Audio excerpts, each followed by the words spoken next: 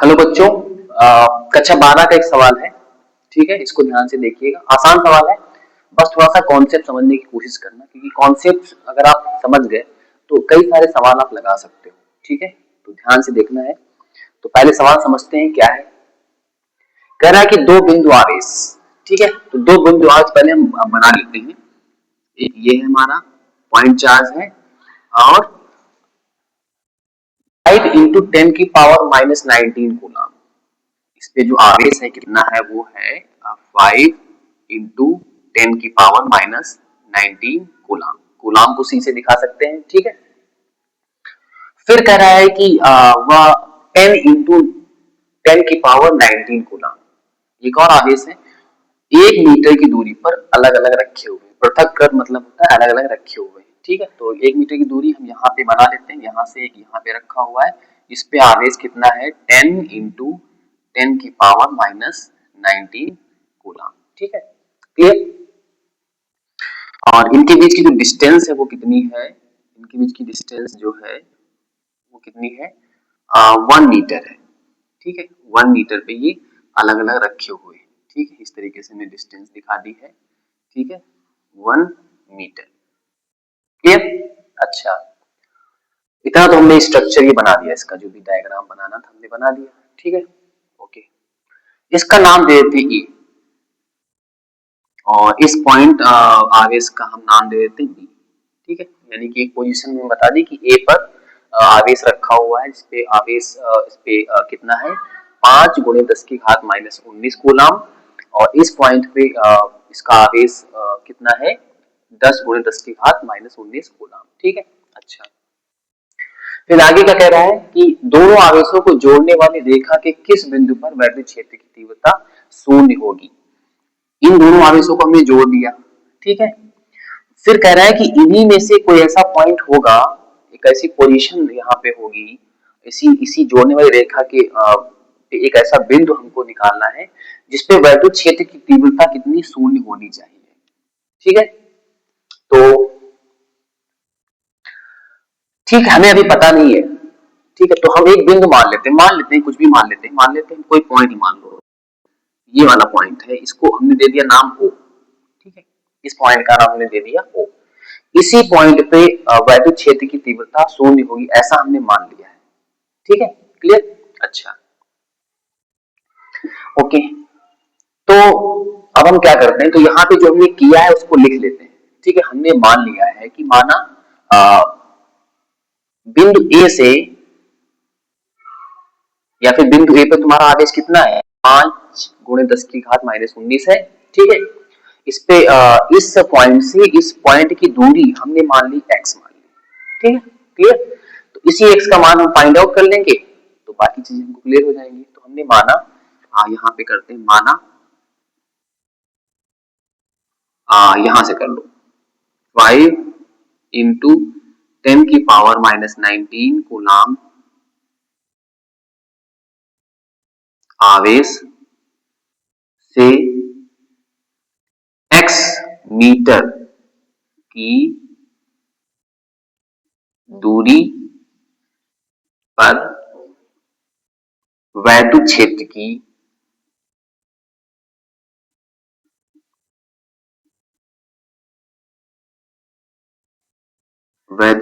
की तीव्रता शून्य होगी। ठीक है, क्लियर। अच्छा, इसी में हम दिखा देते हैं। इस पॉइंट से मान लेते हैं यहाँ इस बिंदु O की दूरी हमने मान ली x, ये x मीटर। क्लियर। अच्छा, और इस A पॉइंट से इस B पॉइंट की जो डिस्टेंस हमको गिवन है वो गिवन है 1 मीटर। ठीक है, अच्छा, तो यहां से यहां तक की x है, तो यहां से यहां तक की डिस्टेंस कितनी हो जाएगी, इस पूरे में से अगर x घटा दे तो ये तो बचेगा, तो ये डिस्टेंस आपकी हो जाएगी यहां से यहां तक हो जाएगी 1 माइनस x। ठीक है, इतना क्लियर हो गया।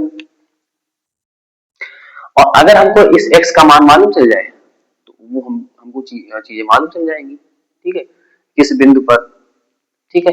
ओके, तो यही कह रहा है, मतलब डिस्टेंस हमको निकालनी है, ठीक है। अच्छा, तो अब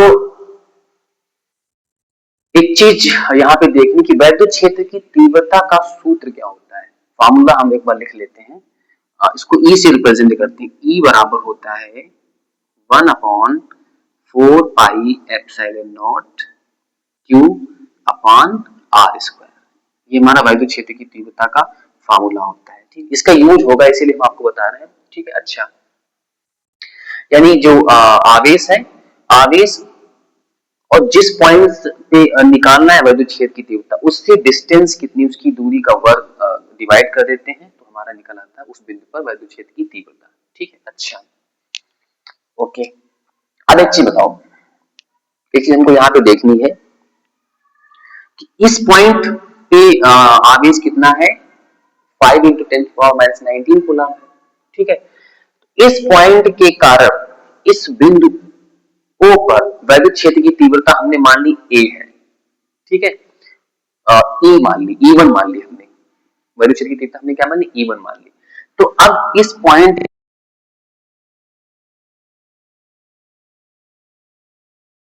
की तीव्रता किधर होगी, इधर साइड में होगी, इस साइड में, ये ये E1 है, इस तरीके से रिप्रेजेंट कर दिया, ठीक है। और इस पॉइंट के कारण इस आवेश, इस बिंदु बी पर जो आवेश रखा हुआ है 10 × 10⁻⁹ कूलम रखा हुआ है, इसके कारण इस बिंदु पर वैद्युत क्षेत्र की तीव्रता क्या होगी, वो इधर लगेगी ना, इस साइड में। इसको हमने E2 मान लिया, इसको हमने क्या मान लिया, E2। अब इस पे जीरो होने के लिए क्या होना चाहिए, E1 और E2 दोनों अगर इक्वल होंगे तभी तो इस पे वैद्युत क्षेत्र की तीव्रता जीरो होगी ना, तभी तो जीरो होगी। तो ये यही कॉन्सेप्ट यहाँ पे अप्लाई करना है, ठीक है ना। E1 और E2 बराबर होंगे और दोनों की डायरेक्शन क्या होगी, अपोजिट होगी, विपरीत होगी, तभी जाके यहाँ पे जो परिणामी निकलेगी वैद्युत क्षेत्र की तीव्रता वो शून्य होगी, ठीक है। वहीं से एक रिलेशन हमारा बनेगा जहां से हम x की वैल्यू फाइंड आउट करेंगे, ठीक है। तो हम क्या करते हैं, हम E1 निकाल लेते हैं, यहाँ पे लिखना चाहो लिख सकते हो 5 × 10⁻⁹ कूलाम आवेश के कारण बिंदु O पर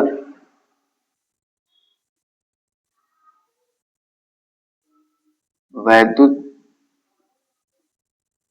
क्षेत्र की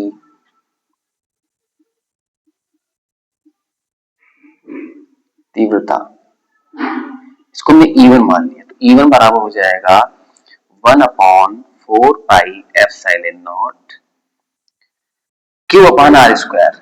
और क्यू का मान क्या है आपका, ये है 5 × 10⁻⁹ कूलम डिवाइड बाई आर, इन डिस्टेंस बिंदु ए से ओ की कितनी है, x है, x का स्क्वायर, क्लियर, ये E1 आ गई, ठीक है। अब दूसरा क्या करते हैं, इस आवेश के कारण जो बिंदु बी पर आवेश है, यानी यहां लिखेंगे 10 × 10⁻⁹ कूलम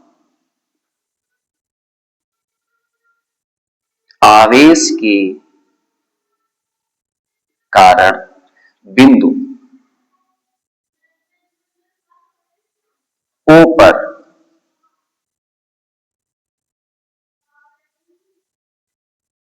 वैद्युत क्षेत्र की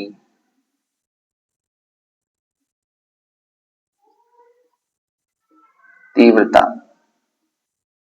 इसको हमने क्या मान लिया है, E2 माना है, ठीक है। बराबर क्या हो जाएगा, 1/4 पाई एप्सिलॉन नॉट, क्यू का मान क्या है, 10 × 10⁻⁹ डिवाइड बाई आर कितना है, ये डिस्टेंस कितनी है, बिंदु ओ से बिंदु बी की डिस्टेंस है 1 - x, तो 1 - x का होल स्क्वायर, राइट, ठीक है, इतना आ गया। ओके, अब चूंकि E1 E2 हमारे इक्वल है, ठीक है, क्योंकि हमने मान लिया है कि यहाँ पे शून्य होगी,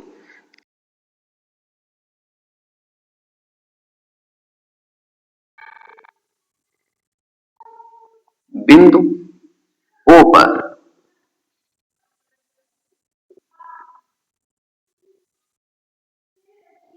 परिणामी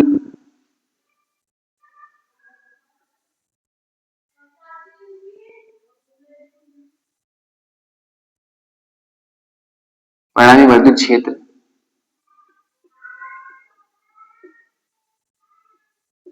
तीव्रता शून्य होगी। बिंदु ओ पर परिणामी विद्युत क्षेत्र की तीव्रता शून्य होगी, इसका मतलब क्या है, E1 E2 बराबर होंगे ना, E1 बराबर E2। E1 का मान क्या है, 1/4 पाई एप्सिलॉन नॉट 5 इंटू 10 की power -19 divide by X square equal to, यहाँ पे क्या है 1/4 पाई एप्सिलॉन नॉट, ये 10 इंटू 10 की power -19 divide by 1 minus x का होल स्क्वायर, राइट। ठीक है, ये है। तो देखो यहाँ पे 1/4 पाई एप्सिलॉन इधर भी है इधर भी है, ये तो कैंसिल आउट हो जाएगा। ठीक है, अच्छा यहाँ पे एक चीज और कैंसिल होगी, देखो यहाँ पे 10 की पावर, अब यहाँ पे देखो 5 इंटू 10 की पावर, सॉरी 19, 10 की पावर -19 है, ओके। तो यहाँ पे इसका दुगना है, 10 इंटू 10 की पावर -19 है, तो इसका 2 टाइम्स है ना, तो ये कैंसिल आउट हो जाएगा, ये पूरा कैंसिल होगा और ये पूरा कैंसिल होगा, तो यहाँ 2 बचेगा। ठीक है, क्लियर। अब देखो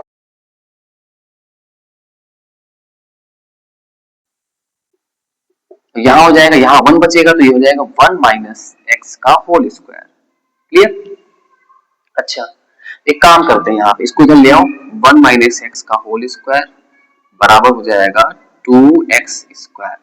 अगर यहां से हमने हटाया स्क्वायर तो 1 माइनस एक्स, तो यहाँ हो जाएगा क्या, इस पे अंडर रूट लग जाएगा, 2x स्क्वायर अंडर रूट, ये हुआ। तो 1 माइनस एक्स बराबर क्या हो जाएगा, स्क्वायर तो बाहर निकल आएगा, एक्स स्क्वायर एक निकल आएगा, और अंडर रूट तो क्या बचेगा, अंडर रूट 2 और एक्स, ये आ गया। ठीक है, क्लियर। अब इसको इधर ले जाओ, इधर बचेगा 1 बराबर बचेगा अंडर रूट 2x, 1 बराबर, यहाँ पे x कॉमन ले लो तो बचेगा यहाँ पे अंडर रूट 2 प्लस का 1, x का मान निकालना है ना, तो ये हो जाएगा x बराबर 1 अपॉन अंडर रूट 2 प्लस का 1। ठीक है, क्लियर, इतना आ गया। अच्छा, तो अंडर रूट 2 का मान कितना होता है, 1.414। ठीक है, हम x का मान एग्जैक्टली निकाल, चाहो तो यहाँ भी छोड़ सकते हो, इतना भी आप चाहो तो छोड़ सकते हो, लेकिन हम चाहते हैं थोड़ा सा पूरा एग्जैक्टली मान निकाल लेते हैं। तो x बराबर आ जाएगा 1 अपॉन अंडर रूट 2 का मान होता है 1.414 प्लस का 1।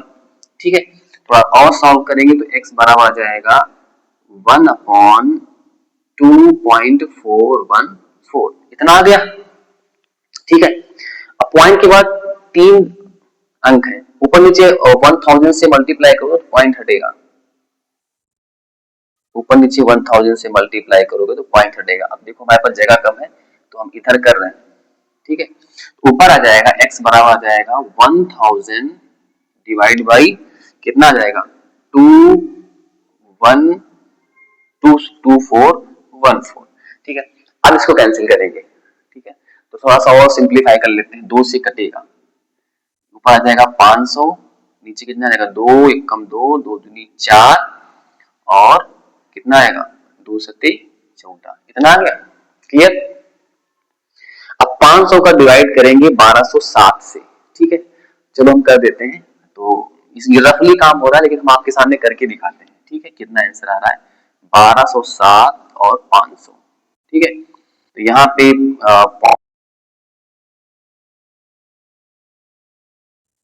12 चौको 48, 4 सत्ते 28, और 2 4 दूनी 8, और 4 एक कम 4,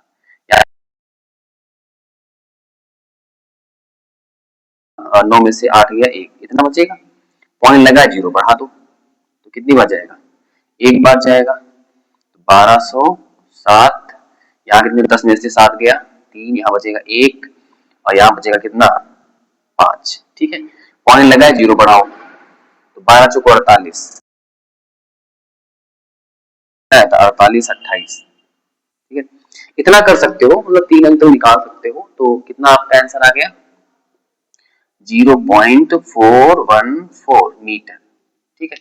इसको हम रफ कर देते हैं कि ये रफ वाला काम है, ये आप चाहो तो साइड में कर लेना अपने उसकी, ठीक है। तो अब हम आंसर क्या लिख देंगे कि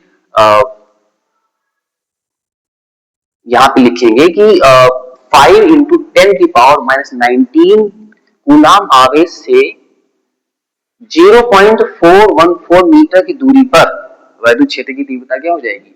शून्य हो जाएगी। अगर यहां से निकालना चाहो तो 1 में से ये 0.414 अगर माइनस कर दोगे तो जो आपका आंसर आएगा वो हो जाएगा। बस हमको ये फाइंड आउट करना है। यहां से लिख दोगे, क्या लिखोगे?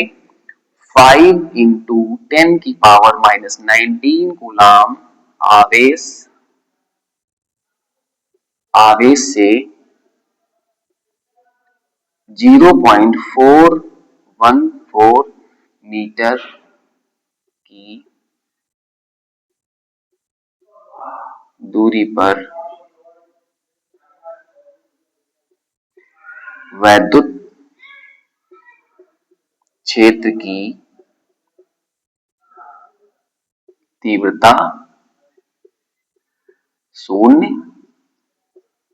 होगी, ठीक है। ये आपका आंसर आ गया, ठीक है। आई होप आपको क्वेश्चन समझ में आया होगा, ठीक है। अगर आपको ये सवाल अच्छा लगा, समझ में आया है, तो आप इस वीडियो को लाइक कर सकते हैं, शेयर कर सकते हैं, और अगर आप चैनल पे नए हैं, आपको वीडियो अगर अच्छे लग रहे हैं, ठीक है, तो आप सब्सक्राइब कर सकते हो, प्रमोट कर सकते हो, ताकि हम और भी आपके लिए अच्छी अच्छी वीडियोस बना के ला सके, ठीक है। अगर कहीं पे कुछ डाउट हो, कुछ ना समझ में आए, तो आप कमेंट करके बेझिझक हमसे पूछ सकते हो, या फिर जो भी टॉपिक पे आपको लग रहा है, आपको डाउट है या कुछ क्वेश्चन है, तो हम उस पर भी वीडियो बना के आपको उसका सोल्यूशन हम आपको अच्छे से समझा के दे सकते हैं। Thank you for watching.